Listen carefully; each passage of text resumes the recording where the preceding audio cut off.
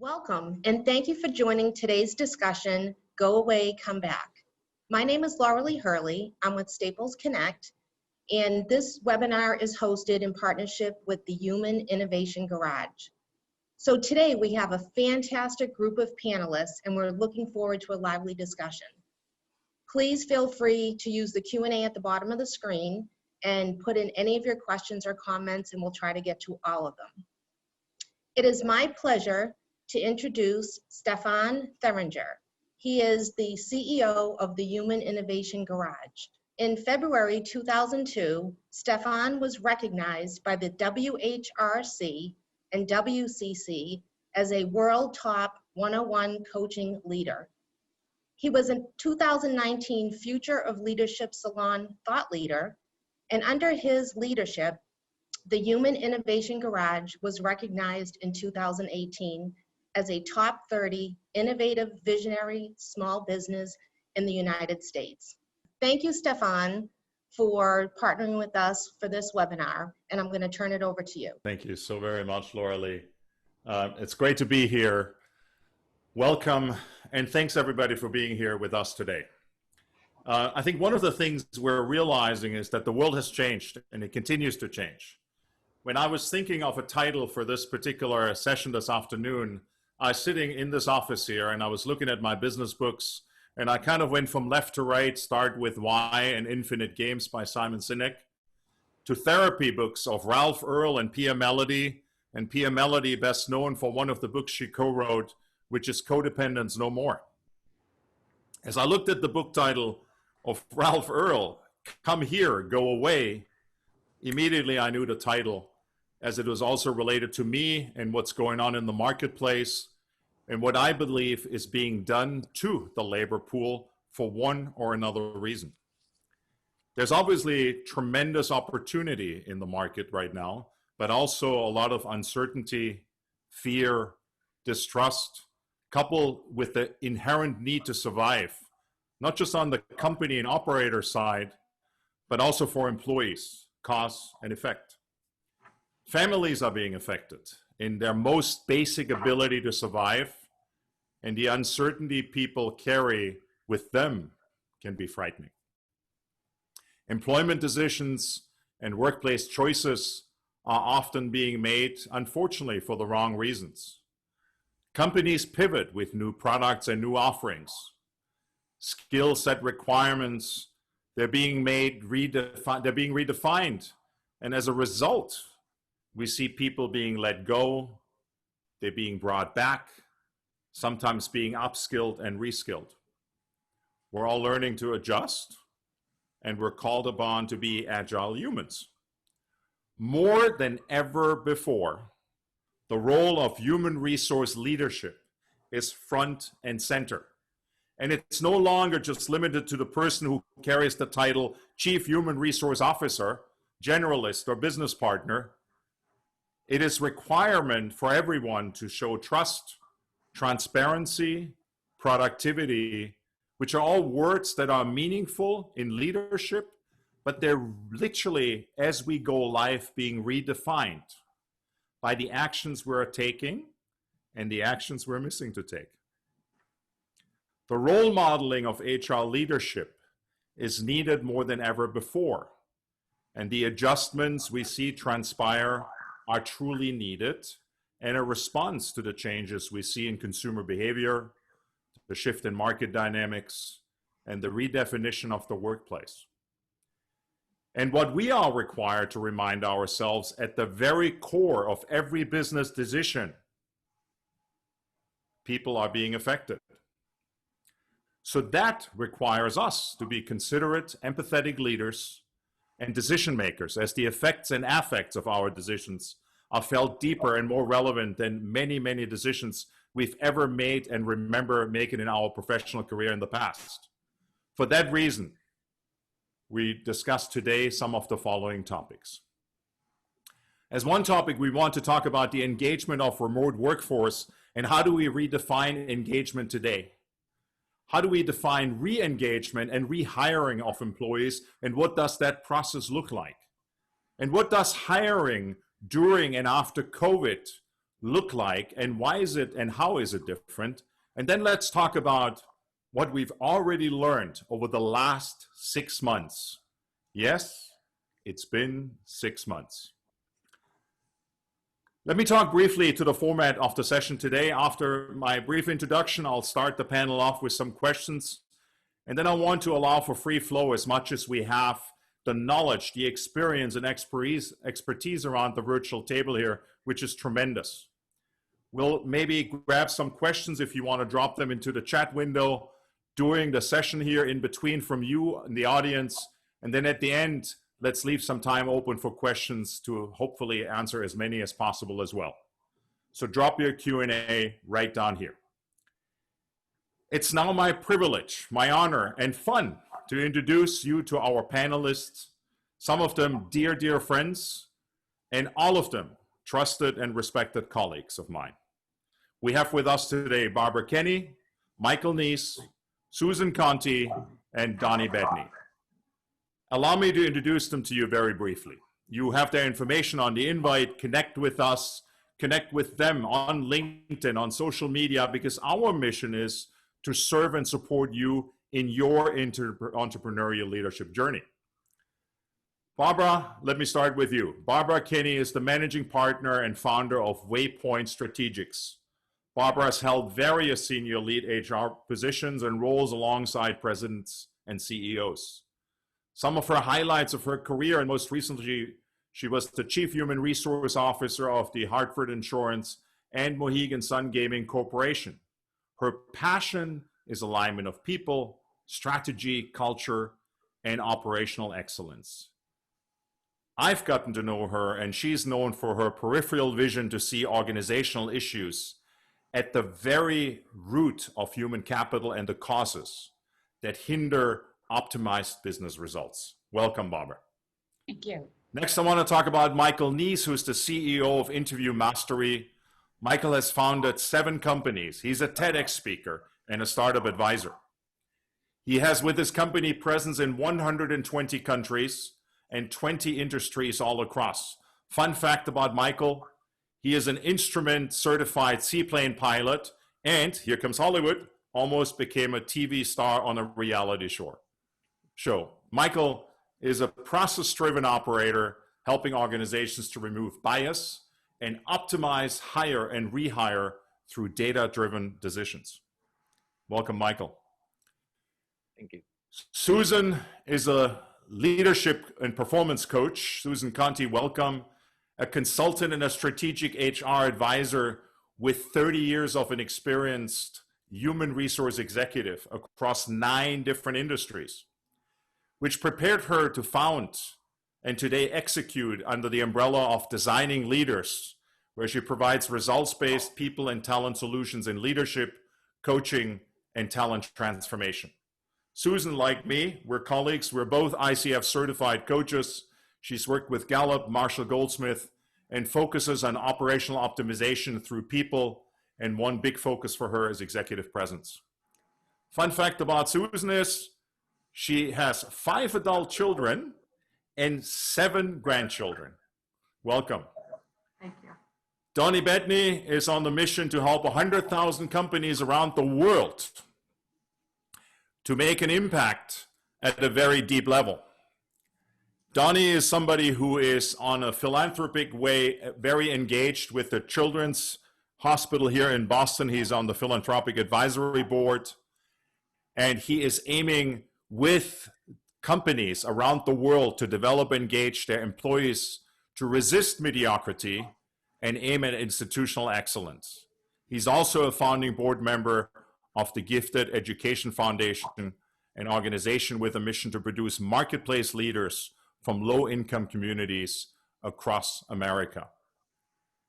And last but not least, he is on the Eastern Urban League of Eastern Massachusetts board as well. And fun fact about Donnie, him and his wife have a gorgeous little 1-year-old who is his business advisor. Thanks again, all of you, for being here. And let me start you off with a simple question to the panel, which I think is very relevant and we all wonder about. Over the last 5 months, observing the marketplace and in the work you do with clients and the conversations you have and had, what has been and what is so far the most shocking, possibly most surprising dynamic and choice you've learned about how the pandemic has affected an organization and how an organization then chose to manage their human resource behavior? I'm going to go ladies first. Susan, I'm going to drop it right into the middle of the panel, and I'll let you speak on that because I know that is something what you interact with and see on a day-to-day basis in your practice. It is. Thank you, Stephan. I appreciate that. You know, I think what's interesting, and some may not view this as shocking, but I think it's a symbol of the fact that business is very diverse, right? And whether you're small business, large business. And I have a particular client that I've worked with during this entire pandemic. And the shock part was more so a realization that they were not going to accommodate any level of flexibility, change, dynamic, or implement any program to accommodate what was happening. They decided to put both feet down and say, we're staying exactly like we are. We will all continue to come into the office. We'll all continue to work. And at first that was shocking. Then there's the other part of it which is you have to evaluate your own needs. You have to understand your business, your community, your customers, your employees, and to them they did. But to many, it was kind of shocking because that was not what was happening. It didn't appear to be resolving what was happening, but it worked for them. So for some, that's a little bit shocking. Interesting. Thanks for sharing that. Yeah. Barbara, maybe you have a perspective in some of the work you're currently doing. So I'm very aware of a company, Stephan, who closed down, and during the course of the pandemic, right up front, closed down. They had to, and they furloughed 100% of the employees, which was the right thing to do. So all the way on up to the CEO, the absolute right thing to do. The most shocking thing I've seen so far is that this particular company sent everybody home and then proceeded to have zero communication with the entire workforce. So people had no idea. Are we closed down forever? Are we opening back up? When are we opening? What can I expect in my life? And so one of the things we know about significant change in this pandemic is we need leaders to focus more on the emotional connection and less on the technical connection. And this is just an example of where the complete opposite was done. It is having a profound impact on the workplace now. I think that's a fantastic point you're bringing up. You mentioned furlough. We let people go, which kind of become kind of that intermediary piece. We bring people back. I think words like transparency and things come to mind. I think and I remember being at a panel a couple of years ago in New York, where one of the big pieces was from the interviewee standpoint or the candidate standpoint saying, well, we as companies need to be more transparent with the people we hire. Michael, maybe you can speak to that a little bit in the process of transparency. What are the expectations we're setting in the first place as we hire people? What should be the dialogue? And how do we really that's what you spend your time and your career with from a best practice standpoint, not to do something what we've done for the last 20 years, but really relevant to what's happening in the market now. What's the transparency we need to really put out there to build trust, to build confidence, to build safety? One of the big things we talk about today is psychological safety in the workplace. What do we need to do to really accomplish that? Yeah, what we need to do is be a whole lot more honest. One of the things interviewers used to believe is that they had all the power and, if you're lucky enough, I'll hire you. And, I'm going to keep all my cards close to the vest. And, I might say the words transparency, but, when it comes to giving you feedback, I'm not going to be that transparent, even though I'm going to do all kinds of background checks and credit checks and verifications, and I want you to be transparent. So you have to emulate the interaction that you want. If you want transparency and you want people to be honest, you need to be that way. And I'll give you an example. This happened many years ago that I got a lot of pushback from. from my employer. I was the head of recruiting for a division of a very high growth company. It was in the financial services. And we were interviewing a senior director of organizational development for one of the business units. And what we created was a list of, we were not hiring based on a job description. We were hiring based on a selection criteria that was fairly organized, and we were doing very data, collecting data against those profile elements. So at the end of my questioning, I was the initial interviewer. So I remember I got crap for this, for doing exactly what I'm about to tell you. So the senior executive who was interviewing for an organizational development job asked me a question. He said, well, I'm curious, what kinds of things are you looking for? I said, excellent question. And I took the piece of paper that had the list of our criteria, and I handed it to him. I said, this is exactly what we're looking for, in great detail.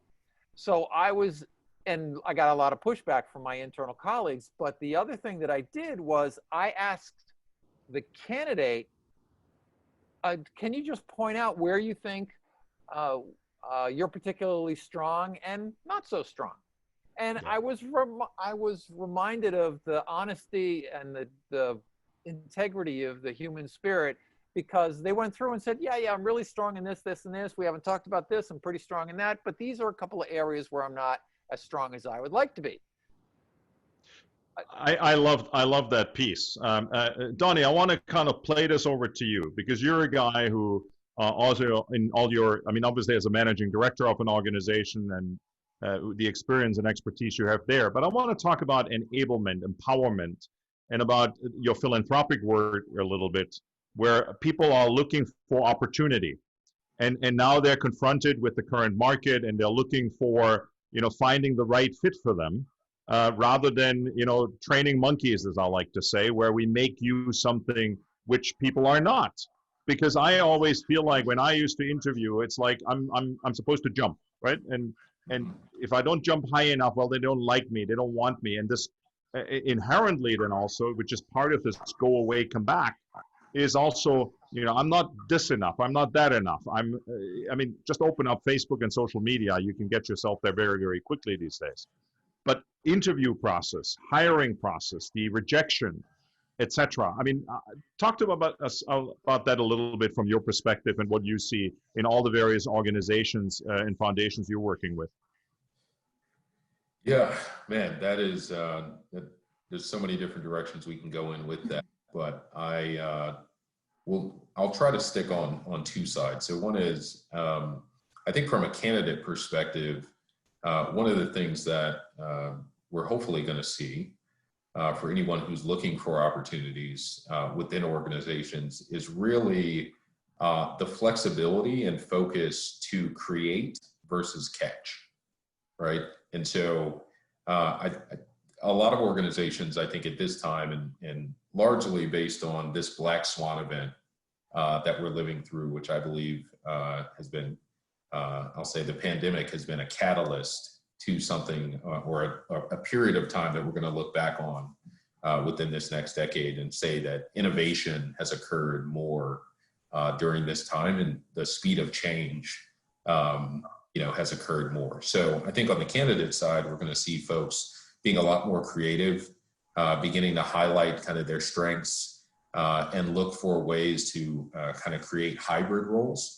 I also believe that organizations, and we've kind of already touched on this, but I think that organizations that are more proactive in using this time really as momentum to build and create the culture that they want for the future are going to be the ones that we see come out ahead within, say, I'd argue within the next 3 to 5 years because of the sheer amount of change. And one of the examples that I'll use, I work with a lot of hospitals and health systems across the country.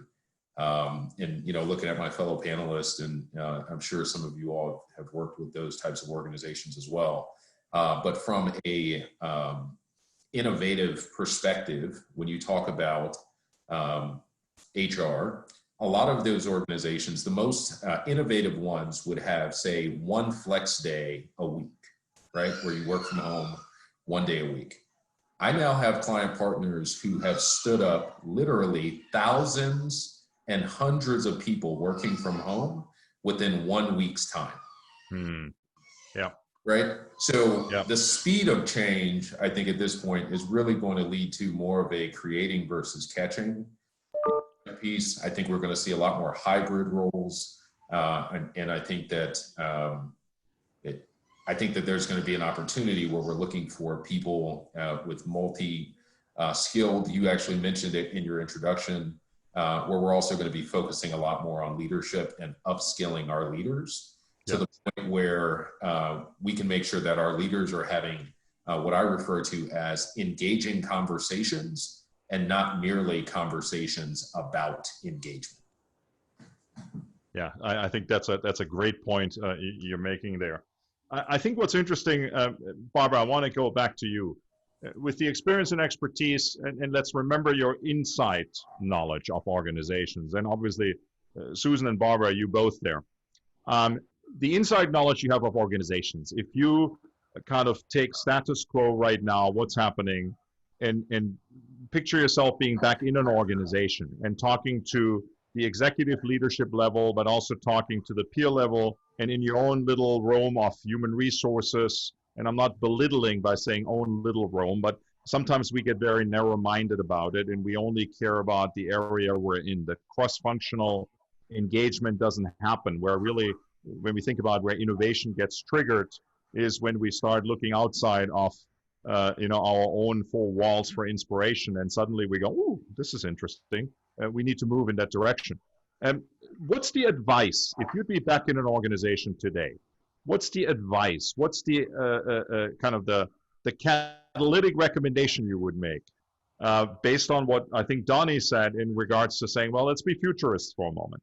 What's the direction we're going in? How can we prepare us, the people around us in the organization, to really face what's going to come towards us as much as we can tell today over the next 6 to 9, 12 months? What would be some of your advice and recommendation? I have a lot of advice and recommendations, but let me focus on the workforce. I think that the workforce, Stephan, can be defined as employees are really three things now. One I describe as the individual capitalist. The second way I describe the workforce and people are co-creators. And the third way I would describe it is quote unquote, my way life learner. So the individual capital is really the employee who wants a higher purpose and meaning at work. Keep in mind, the workforce has now spent 6 months creating a different perspective, and they realize that this constant change and devastation has enabled them to create better lives for themselves, their families, their companies, their stockholders, their neighbors, and their communities. And when they're coming back to the workplace, they're saying, I'm in charge of my own career, and I will not stay unless there is real purpose, a higher purpose and meaning in the company that I work in. And I'm watching the way that all these companies in the United States are treating their employees, their customers, each other as senior leaders, social responsibilities, and stockholders. In addition, I need my needs to be met. I absolutely need to work where I want, when I want, and why I want. And I also need someone that's going to encourage me to manage my own career. So I think that the employees is one of the things. The other thing, just to build on what Donnie is saying, Stephan, is this notion of the employee as a co-creator. If the companies are not today doing the counterintuitive thing, which is your employees should be co-creating your business strategy with you. They should be co-creating the work environment that needs to take place to drive that strategy, and co-creating with you the culture that mirrors the external brand that you need as an organization. So if you're not really treating employees as an individual capitalist and as a co-creator with you, you've already missed the mark as a CEO. Yeah. I love this word co-creation to me, and I'm going to jump to you in a moment, Susan. Let me just quickly interject that co-creation is such a big word, right? Co-creation goes back to a lot of the work which was done under conversational intelligence. And co-creation is kind of moving from the I to we. Right. And how do I build trust? How do I, remove that initial reluctance of wanting to get close to somebody in the context of transparency and trust? And how do I then look at the future together and create a we versus the segregation of the I? Susan, I'm sure there is plenty you got to add to that as well. Yes, I think that another perspective when I step into that role and think about what other areas I'd want to focus on is right away jumps to mind the ability to do a lessons learned. I mean, we've now got 6 months under the books. Let's get the team together and talk about what did we do well, what did we not do well, what would we like to do different. And then on top of that, as you look at the leadership feedback, now stop and just quick survey monkey, survey your employees, ask them 5 questions. What would you like to stay and keep? What would you like to change? I think it's the combination of the fact that we all got hurdled into doing things differently, but now we are there. So to think that it's just going to go right back to where it was is misleading. It's not. So we got to catch up with where that future is going to be. And as an organization, you can pivot and start assessing right now, where are you today in preparation for the future? Yeah, I love it. I think it's when I hear you talk about this, it kind of comes to mind. And we all remember the old Motorola telephone, which was the flip phone, which was a complete disaster. And it was in technology and innovation was the perfect example of there's technology push and there's technology pull, right? One the market asks for, and the other one, some smart engineer comes up with it and thinks it's the hottest piece I can push into the market and nobody wants it. And sometimes I feel that's what is happening in the market of employment in companies, how they redesign and reinvent themselves. And I'd be curious, Michael, to hear from you in that respect. How have you seen with the companies and organizations that you work with and the conversations, the dialogue you have, how have you seen them shift in how they talk about themselves? What has become priority? What is that we really share with people that we believe as companies makes us attractive to them? And some of it probably was with great success, and some of it was a complete and total dud. Because that's really not what people care about, what people cared about 5 or 10 years ago. It's no longer about, oh, please let me work for this fantastic label or the fantastic company or the particular brand or anything else. It's like, going to your point, I think, Barbara, you mentioned it, what's the quality of life I'm going to have, right? It's no longer about work-life balance. What I've started talking about is work-life integration. Because there is no separation anymore. There is no opening up the drawer and that's my work life and that's the other drawer, which is my home life. It's so integrated. And that's, I think, what people are asking for. So, Michael, I'd be curious to hear your thoughts on that. Yeah, interesting that organizations, for-profit organizations, in terms of their leadership and how they engage employees, has started to realize that all their employees are volunteers. They choose whether or not to show up based on the mission and the values of that organization, or even just their boss. Most people leave their boss and not the organization. Yep. But if you look at nonprofit organizations, almost everybody there is a volunteer. But why do they stay? They buy into the mission and the values and how they're treated, and they're respected, and they're asked their opinion, whether they're the lowest level person schlepping t-shirt boxes or whether they're the chairman of the board. Everybody has an equal voice. Who should also be slapping t-shirt boxes. Yeah, exactly. So the lessons that nonprofit organizations have learned for generations and how to engage and manage a volunteer workforce, those lessons are very appropriate now in the for-profit world, because if your employee doesn't like it, they're just going to leave. It's no longer command and control and do what I say. You know, it's so interesting. I remember vividly, I was at a panel, the same panel I was referring to earlier, which was at the Tischler Center in New York, and there was a young gentleman getting up and said, and he used every word in the book, and it was kind of refreshing, but at the same time, the bottom line was this. He said, I'm no longer just working for a company because you want me to jump high and because you have an attractive offering and pay me $100,000. I want to know, going to your point, I want to know what the company stands for and what the culture in the company is. And I was one of those startup companies back in the late 90s. The first thing we purchased was a foosball table and a Pac-Man machine. And that certainly is not reflective of great company culture. It's a fun exercise to play around with it, but that's not great company culture. So I think we're starting to see some shifts there as well. I want to say thank you. We already have one question. I want to wait another moment, but please, everybody who's in the audience, we're halfway through. Drop some questions into the chat here. I'm seeing them. We're going to answer that in a moment live here on the panel with some of those responses. I'm going to start. Now the questions are dropping in. I guess we have to give permission, right? So I'm going to start. Jules, thank you. You're out there. Jules writes, wonderful panel. Here's her background. I was permanently laid off after 15 years as an office coordinator, a position that I excelled at. However, it did not satisfy me nor serve me well. Now that I'm free of that and almost 6 months into unemployment, how would you advise me to find fulfilling work and an industry that feels good for my soul, that I can help co-create a new role in a compatible organization industry? Thank you. Susan, Yes. I see you nodding. Yes. And I'm sure a lot of people, I think Jules is, and thank you, Jules, again for the question. I think Jules is somebody who probably, speaks for hundreds of thousands of people who thought they found the job and they were good at what they did. But now I think it provides two things. It provides reflection opportunity, and there's some urgency also to get re-engaged and re-employed. I'd love to hear everybody's take on that. Yeah, I'm happy to jump in. And Jules, first right off the bat, I'll piggyback off what Stephan just said. Self-awareness. You have a perfect opportunity to kind of take a few steps back, breathe a little bit, and think about what do you dream about? I mean, go back to that beginning of what's your why, and think about the things that when you're doing them, it makes you happy.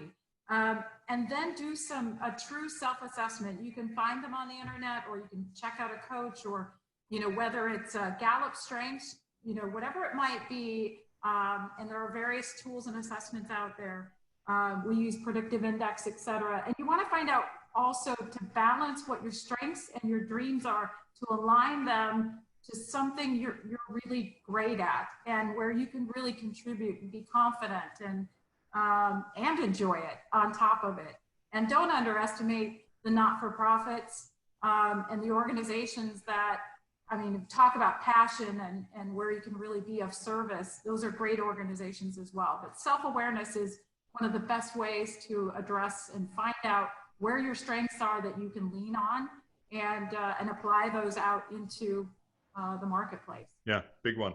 Michael, the obvious question for you, you're in the business of hiring and advising companies, but also candidates, obviously, in terms of best practice in re-engaging with appropriate organizations. A couple of words maybe from you as well to Jules. Oh yeah, Jules, thanks for the question. What I would do, being very practical, is if you know of organizations that, from their presence in the market, if they exude the kind of values that resonate with you, I would go on LinkedIn, then I would find everybody that works for that organization, whether it's for-profit or nonprofit, and reach out to almost everybody there. And if when you labor through writing a short little introductory invite, some of those you can do that with, like if you're going to interview, if you want to get the CEO's attention, do that. But if there's a lot of people, just hit connect. Just invite everybody. It's just like fishing.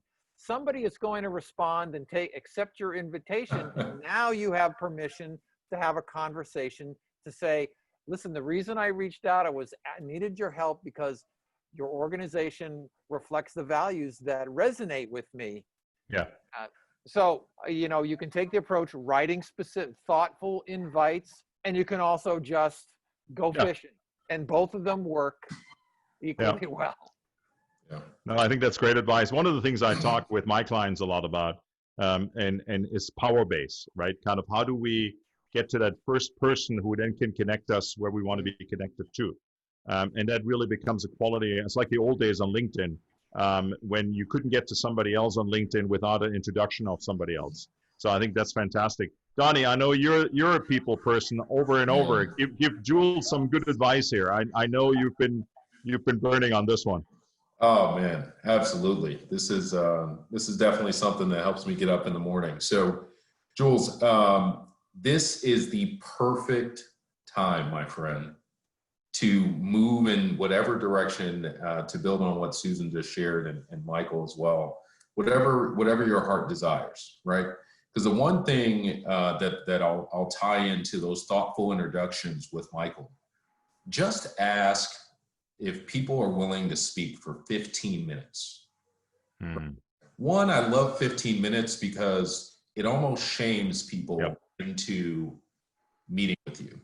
Because no one's going to tell you they don't have 15 minutes, let's say over the next 7 days, even if it's over the next 10 business days, right? After that, the big thing that you know now, and why I say it's the perfect time, is because every single person you want to talk to, you know exactly where they are right now. Yeah. At home, right? We are all at home. It is one of the most ideal times to accelerate your life in whatever direction you are looking to move towards from a career perspective. I love it. You want to get in touch with is at home. Wow, that's powerful. That's powerful. Barbara, a quick thing from you. Yes, Stephan, I want to do this I want to give some advice to all the leaders that are on this call based upon the question that Jewel asked. Your role as leaders now, you're going to have a reduced number of people that are terrific talent in your organization. Let's just face facts. You're not going to have as many. Your job as leaders is, Jules used that word, co-create. Your job as leaders is to find the best talent you can out there. I love it. Best talent, and then create a job for that talent that is linked directly to your business goals. That's your job as a leader now. And that's very different than you used to act as a leader when Jules would ask that question. Wow, I love it. Challenge presented. That is awesome. So Jules, I hope that was helpful. I hope this is giving you some food for thought, and connect with us. Social media, you find us all out there. That's awesome. Dan has a question. Let me read it. COVID-19 has created an unprecedented work environment when HR leaders need to strategically communicate with different audiences, employees, shareholders, partners. When does it make sense to partner with an outside communications counsel? I'm going to give this to the panel. Whoever wants to speak up, because that speaks a little bit to the size of the organization. So I think whoever feels most comfortable responding to that. I figured. Barbara. I'd love to comment on that. Listen, I think as HR people and as leaders, when you're over your head, when you have so many things that you're trying to get done to manage this crisis and this massive amount of change and resilience and leadership in your organization. Don't hesitate to give up some portion of that to an outsourced environment. So if you need employee communications and you don't have anybody to do it, your job as leaders is to be over communicating 24/7. Give that to someone, bring someone in or outsource. If you've got a crisis on your hands that you need managed in the marketplace and you don't know how to do that, don't hesitate. Give that to someone who specializes in that field. My message to all the leaders on the call is know your strengths and know your capacity and know your capability in your organization, and don't hesitate to bring in someone who can help you, because in the end, it's all up to you to provide it. I love this. I think as we've all been in senior leadership positions, some of us, we've run organizations at presidents, CEOs. Guess what, everybody? Knowing that we don't know everything and being able to say, you know what, there's core competency somewhere else. There's people out there who can support me, and I'm not alone in this jungle of confusion, because I think everybody is right now. But being able also to say, you know what, I do know that I'm just as confused as you are, and just because my title in the front carries a C, that does not make any difference. And I think that is the piece. If to your point, Barbara, if everybody can kind of own that piece and be vulnerable and be relatable and be approachable, that is kind of the basis, going back to Jules' point, that's the basis to co-creation. Dan, thanks for the question. I hope we gave you a little bit something there. Next question from Crystal. Crystal is a leader in the healthcare industry, medical adult daycare. And it's presented, obviously, zero attention from the state government in terms of preparation and planning recommendations guideline for reopening. I'm working with our RHIT consultant in pre-planning for potential reopening, wherever this may be. Our facility is modeling our reopening plan after several states, much more involved and supported by their state's government. The question is this: what advice can you give me from an HR perspective for planning for the future, for rehiring of our staff, as well as reopening? Thank you, Crystal, for the question. Susan, maybe that's your wheelhouse a little bit. Yeah, well, right off the bat, obviously, and hearing bits and pieces about following state guidelines, regulations, staying in touch with your CDC and the OSHA/SHRM, if your Society for HR Management, for some guidance. So there's the regulatory piece, the must stay connected with piece to ensure that it follows whatever state guidelines there are. Beyond that, again, I kind of get back to where you start to stage it is kind of evaluating where your hiring needs are going to be. But again, keep the shift of the fact that we're in an environment that forces us to make sure we put the safety of our employees up front. We have to be thinking about the job descriptions or those guidelines around what people do, that cleanliness and being socially distanced and has to be a part of our formula today going forward. It just is. Beyond evaluating what your hiring needs are, and I love the co-create part. I think you build that right in, ensure that you're going to co-create up front. But one topic we haven't talked about a whole lot yet is just that whole rehire piece. There's a huge opportunity here, and I'll be really candid, a little bit more so maybe in the Midwest, we kind of like things the way they are, and we like them to stay the way they are. But I will tell you, that approach needs to be thrown out the window. We have to do things and consider things differently. Somebody that left the organizations with good reason and with positivity, we should look at that as an alumni returning. We should look at retirees. So when you're looking about what your needs are, try not to get back to being pigeonholed into the way we've always done it. Think about the new market that's in front of you and how you might be able to fill those openings a whole different way. So that would be my 2 cents on that. I think that's great advice. Barbara or Donnie, I know, Donnie, you've seen multiple setups. Either of you want to add a piece on that? I'll hop in. I think Barbara appeared like very eager to answer that. But just building actually on something that Barbara shared just before, my encouragement would be, to evaluate and just have a real conversation about your current internal capability and capacity and what you need, not only in the near term, but also in the future. Yeah, I think that's just from a talent perspective, I think that's the question that we always need to ask. What is our internal capability? Capacity.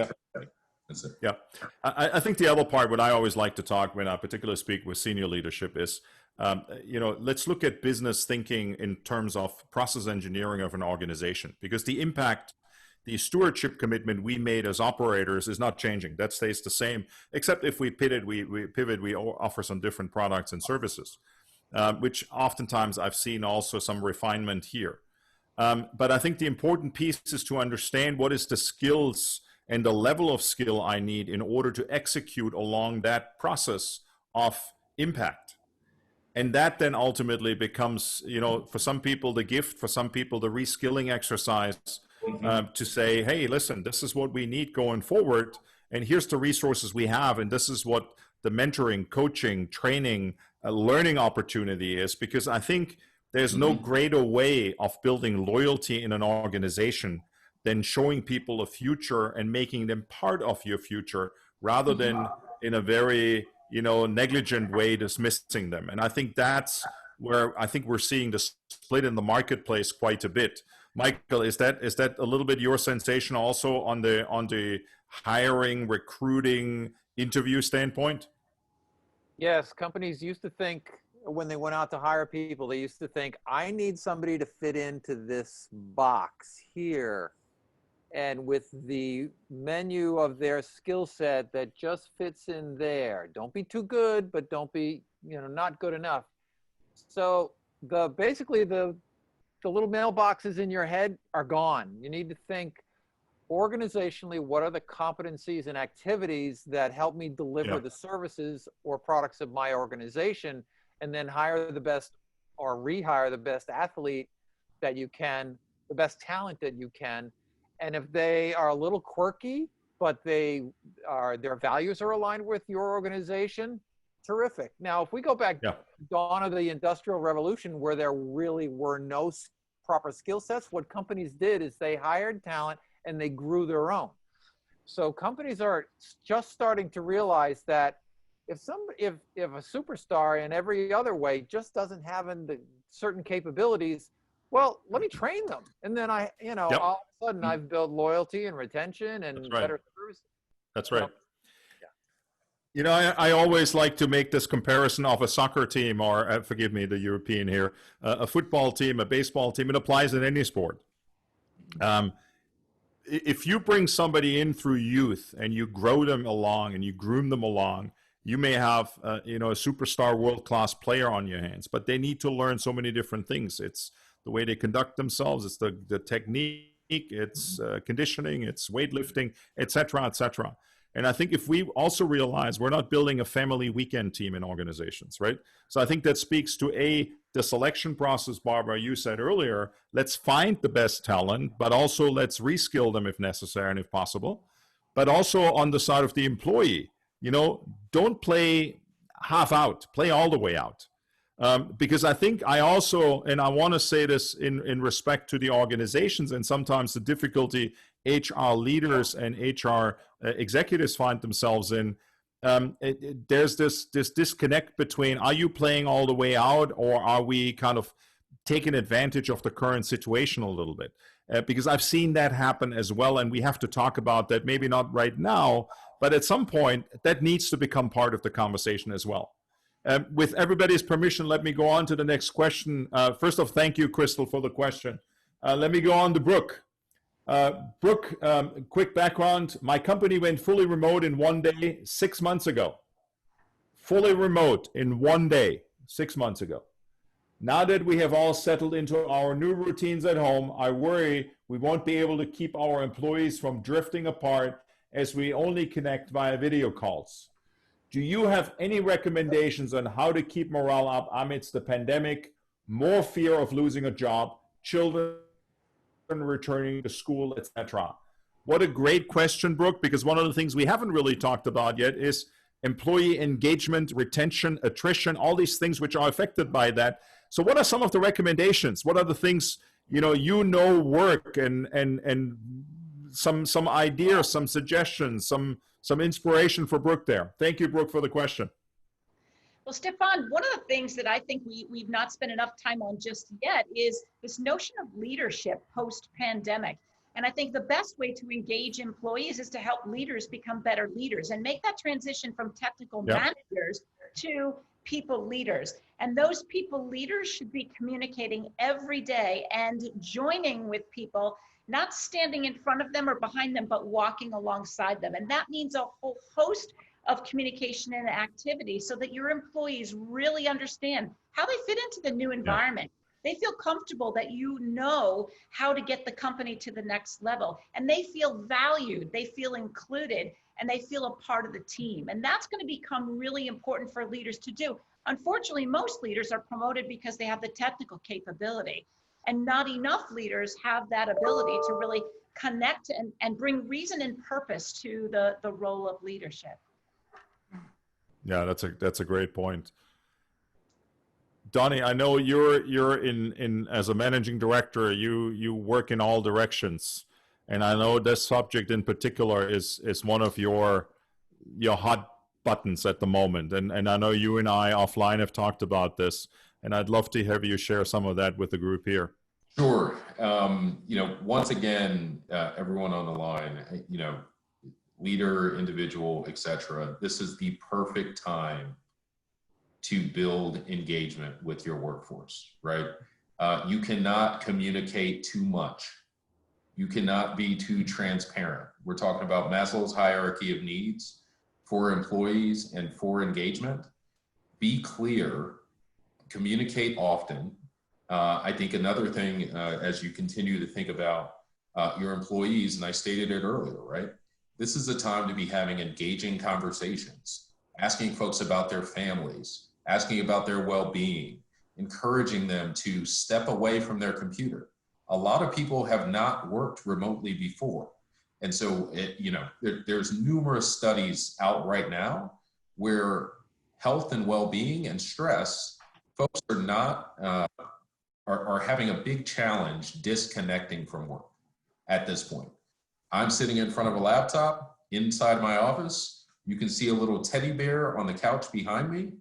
That is my daughter's. And throughout the day, even if it's twice a day, I will take 15 minutes and just go outside with my daughter, right? We have to encourage these types of activities because I know a number of the panelists have mentioned this earlier. From a well-being perspective, this could be a time where well-being is trending up, but there's a lot of concern that well-being could be trending down. So don't be afraid in communicating that it is okay to step away, allow your employees to communicate with whoever their manager is. Hey, I need to step away for 15 minutes. I'm going to go outside, whatever the case may be, and allow that to become part of your culture. Moving forward, you just need to worry about maintaining that, because I think that that's one of the things from an engagement perspective, we're seeing it trend up overall, but just maintaining that momentum moving forward is going to be the part that's somewhat of a challenge. But I'd love to talk about this more offline. No, I think that's a great point, and it's interesting. So allow me to take the next question here, because I think Ski, I hope I'm saying it right.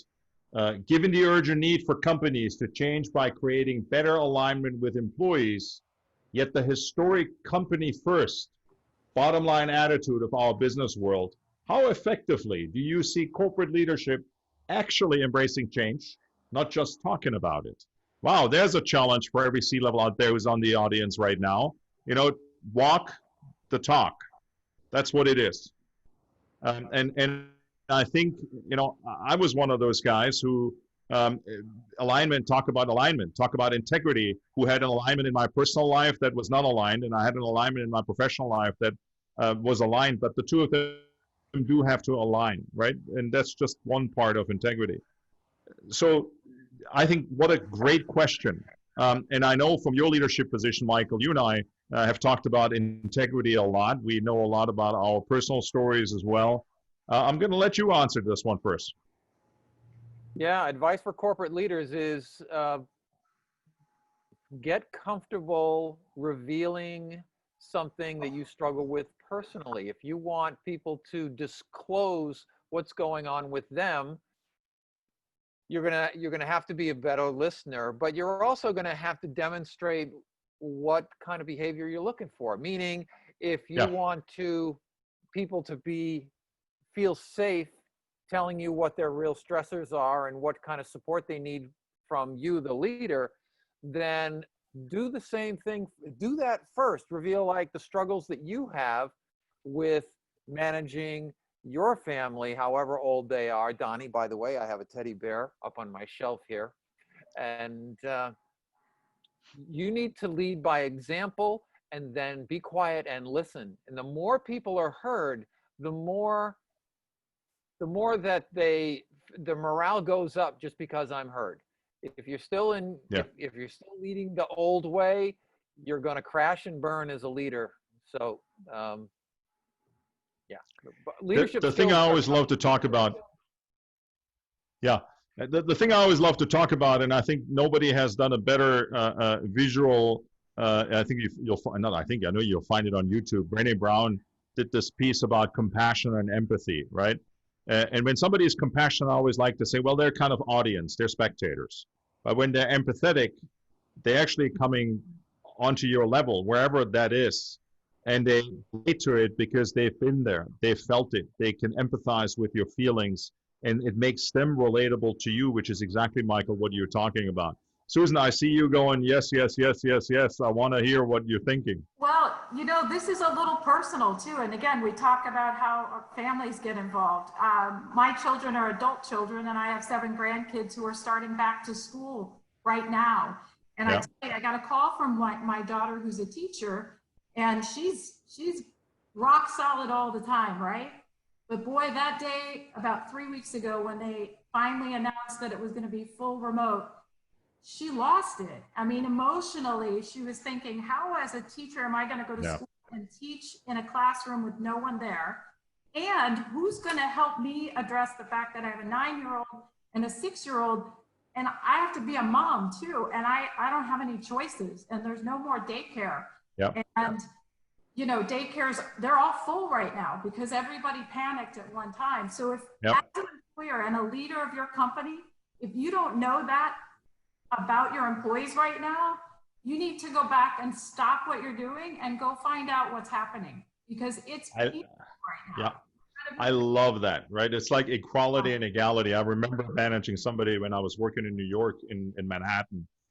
She was always 15 to 20 minutes late, and it really agitated me. And it was very principled at that moment, until I finally had a conversation with her and I understood she could not drop her child off until 8 o'clock into daycare, which is why it took her about 11 minutes to drive. By the time she parked the car, she was about 23, 24 minutes late. And she never wanted to bring it up. But today, if we look at old traditionalism and we look at what is really current, co-creation, and really being empathetic with each other and understanding each other's lives and being really caring about it and genuine, I think that's a big part. Let me take one more final question. I want to be respectful of everybody's time. We're almost at full hour. From Dan, today's remote work environment means the implementation of new technology and changes in workflow. How can HR leaders motivate their fellow executive team members to be champions of change so that acceptance spreads through the entire organization? Wow. Dan, that was a question we can talk for a long time ago. For a long time about. Barbara, you've worked alongside with a lot of presidents and CEOs in a very senior role as well, just as Susan has. And the two of you being insiders, so to speak, I'll let you take that. I think the best thing that you can do is to really work side by side with your senior leaders to develop the talent strategy that maps directly to your business strategy, and then map the people to the business goals to ensure the right people are in place to deliver better bottom line results. That is the only way that senior leaders are going to listen, is if they understand, if you tell me that I have to be customer and employee centric first, will the bottom line results follow? And we have to demonstrate as HR people, yes, those bottom line results will follow, and set the plan, set the path for them to get there. Yeah, love that. Love that. Susan, is there anything you want to add? I would just add, the added piece was asking questions, making sure that we're as curious about where that leader comes from as they should be about where you're coming from. So remember, from an influence standpoint, think about how do you quantify what it is you're proposing in a way that answers what they're curious about or their questions are. Think about their natural style. How are they as a leader, in your best way to approach them? But I think asking questions and being curious about how it affects the leader is a really great way too to understand where they're coming from. Fantastic. Yeah. Thank you, everybody. Thank you, everybody, for the questions. I hope we were able to get to some of the important ones. I don't see any more in here. So yay to us. We answered every question that came through the chat.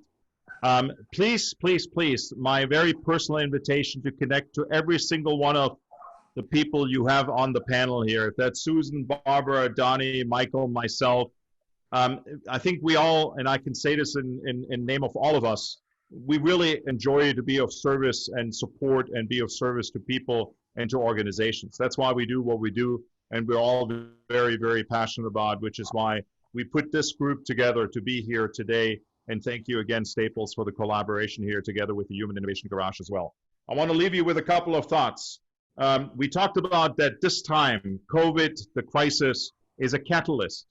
It is a speed of change that we've never seen before, but what's happening, what's going to happen anyways.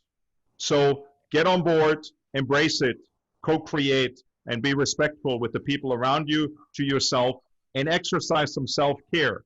Because if you crush yourself, you exhaust yourself in the process of making change happen, it's not helping anybody, and we need you as change makers in this time.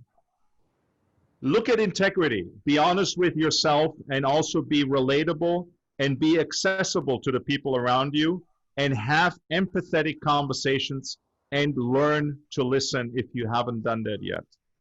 Listening, asking the right questions, I do it in my business every single day, is not about knowing the answer. It is about allowing and permitting people to speak out, because at that moment you're inviting them to become co-creators. I want to thank all of you. I want to thank Michael, Susan, Barbara, Donnie, Loralee for hosting us here with Staples. I think we're almost on time. It's 15:05, what I see, which is in European time, exactly 3 o'clock and 1 minute now. Thank you. I'm honored. I'm grateful. Thank you, everybody, for being here. And I hope we will do something in the future together with all of you again, and most certainly with Staples. Thank you and goodbye. Thank you, Stephan, Barbara, Susan, Michael, and Donnie. It was a great discussion. On behalf of Staples Connect, a great big thank you. Thank you, everyone, for joining, and we hope you'll join us for future Staples webinars. You can find more events at staplesconnect.com. Thank you again, and this concludes today's event.